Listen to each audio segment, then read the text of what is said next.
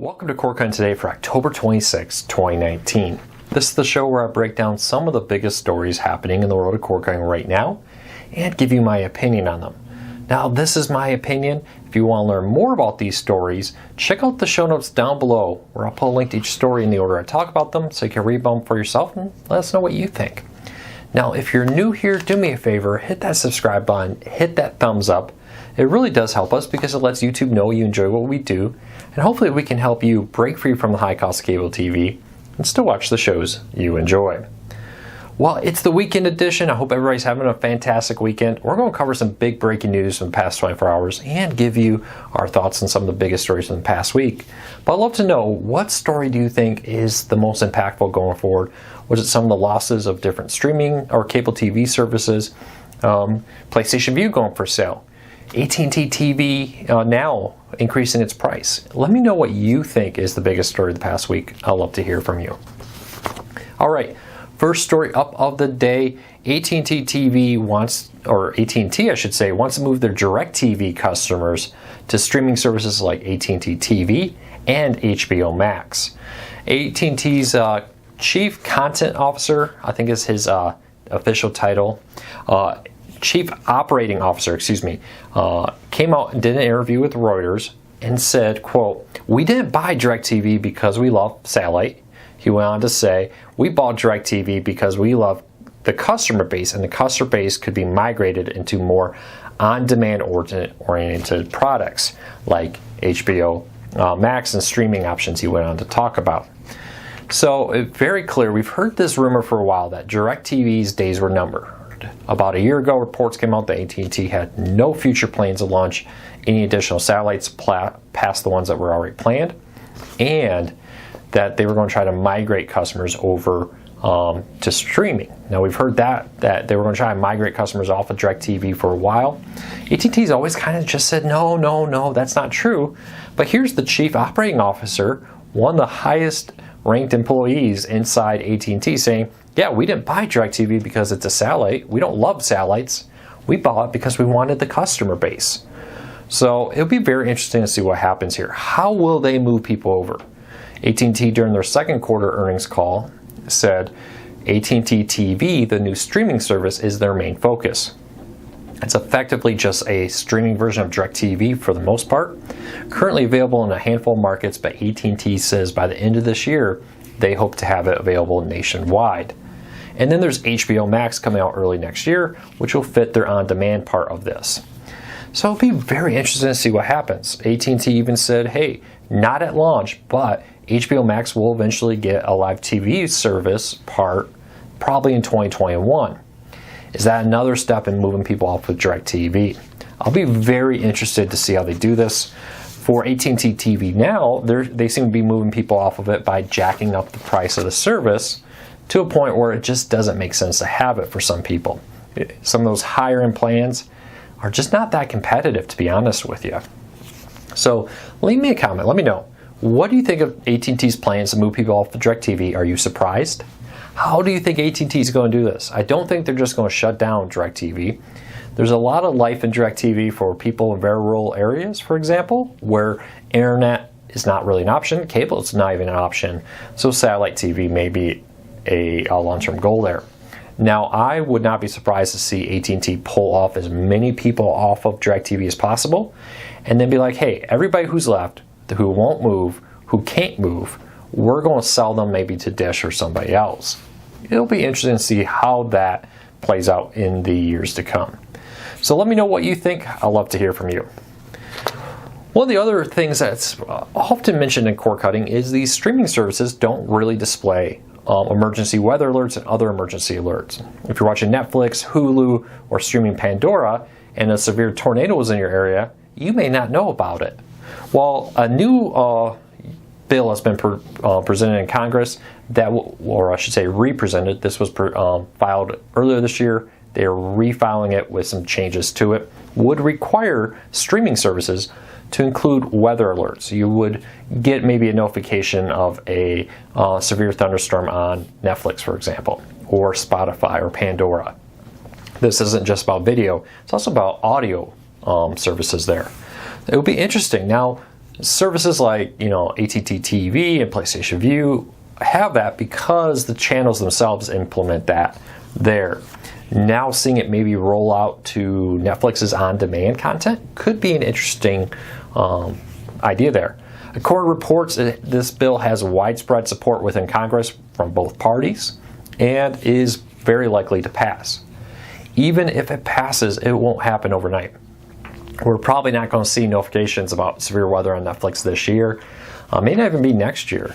These things, they have to pass the bill, and then they actually have to give Netflix and these services time to build in this feature into their TV network. So I like this. I actually think this is a really good idea. Anything for getting word out about severe, potentially dangerous weather, for example, I think is a good thing. And with more and more people moving to streaming, and that being the main way they watch TV through things like Netflix and Hulu versus live TV services or antennas, you can understand why Congress would want this to be available through the on-demand services. So let me know, are you excited about this? I can already hear some people saying, I don't want alerts on my TV, I have a phone.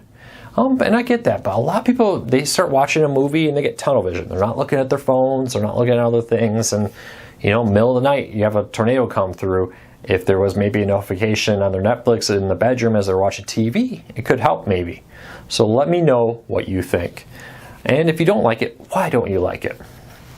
All right, next story up, HBO Max will be free to AT&T customers who also have HBO subscriptions. So jumping back to that earlier conversation with AT&T's chief operating officer, a few other interesting features here. One of them was that the service would be free if you have AT&T wireless, for example, and an HBO subscription. Now, what I find interesting about that is that kind of hints at something I've been saying for a while. A lot of people have been saying, look, HBO Max, get all this content plus all of HBO. Well, you may be getting back catalog access to HBO. You may be getting back catalog access to Cinemax.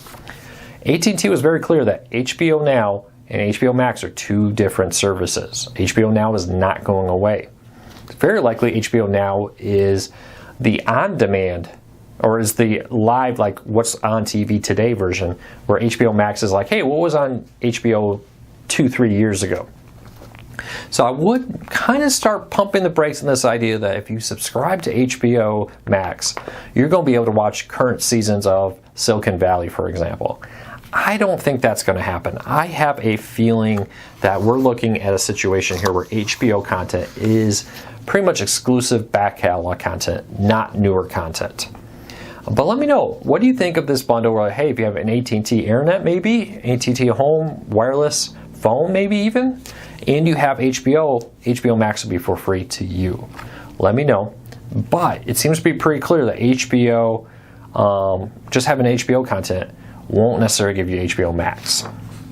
All right, next story up of the day. Dish is moving forward with plans to build 5G internet here. I got a lot of questions about this story. When is it coming? What can we expect from Dish? And why is Dish doing this? So quick background, this week Dish announced that they are taking requests to go build a 5G network out there. They're looking for companies who can put the towers in, do the infrastructure work, and more. And this has been part of a long-term plan for Dish. They've been buying a lot of spectrum to do this, and they've been preparing with deals with like T-Mobile. If the Sprint T-Mobile plan goes through, they'll buy Boost from them, and then they will also get rights to T-Mobile's network to help them jumpstart their wireless network. So what's happening here? When's this going to happen? Probably not anytime tomorrow. They're just starting construction on it, and how fast it will actually happen depends a lot on when and what happens to the T-Mobile Sprint lawsuit. Many states are suing to try to block the T-Mobile Sprint lawsuit. With this happening, it could very well delay things or speed it up. It depends on what happens here. Now, Dish is launching a 5G network even if the T-Mobile Sprint merger doesn't happen. I think it will eventually. But Dish owns their own spectrum. They have to start using it in the next couple of years or they're going to lose it. So they're looking for people to start putting up the towers and putting up the networks. I will be very, very interested to see how successful this is. I love the competition. Dish is no stranger to internet services. HughesNet, for space internet from satellites. is now a Dish-owned company. It's been, I think, for a long time now, and they're no stranger to offering internet service. So having them get into the 5G wireless internet would be a great fit for them. So let me know, would you buy your internet from Dish? And as always, take a time. Other companies like Verizon, T-Mobile, and AT&T will probably beat Dish to the market just because they have the towers. Dish is just now getting started. All right, next story up of the day, right here, is Spectrum and Fox are teaming up to crack down on password sharing. Now, this is one I got a lot of questions. What does this mean? Spectrum has very aggressively been saying, hey, password sharing is what we want to crack down on. It seems that Spectrum wants to better integrate their password sharing into TV Anywhere apps. That they could team up with Fox to say, hey, how many people are using our Spectrum login on Fox TV Anywhere apps at the same time in different locations and more. So if I had to guess, my guess is that they're trying to crack down on you, saying, hey, Uncle Bill, can I use your Spectrum account to log into Fox Sports, for example? This partnership with Fox and Disney may give them the ability to better track TV Anywhere access, because they can see maybe how many times you've logged in, but they may not necessarily be able to say, hey, there's 5 people streaming at the same moment through this particular TV Anywhere password. So keep a very close eye on that. It's very interesting to see what would happen with these going forward. And I think more and more companies will be cracking down on this. Spectrum was very clear during the third quarter earnings call that this will be a major focus of the company going forward. It'll be interesting. So let me know, are you worried about password sharing crackdowns? Netflix is talking about it. Spectrum, Fox, Disney are talking about it. Seems like it's coming. All right, let's look forward to next week. A lot happening, a lot of press news. Roku's earnings, AT&T earnings. Keep a close eye on the AT&T earnings, because if it's anywhere close to the warning they sent to investors, we may see 2 million TV customers canceled in the third quarter of 2019. So we'll be covering all that over at corecardsnews.com and here on the YouTube channel. So make sure you subscribe. And if you're new here, go to corecardsnews.com. Visit us there. We post all kinds of news stories that don't make it on our YouTube channel just because there's so many of them. Some days we're posting 20 or more stories now over at corecardsnews.com. There's just a crazy amount of news happening in the world of cord cutting today.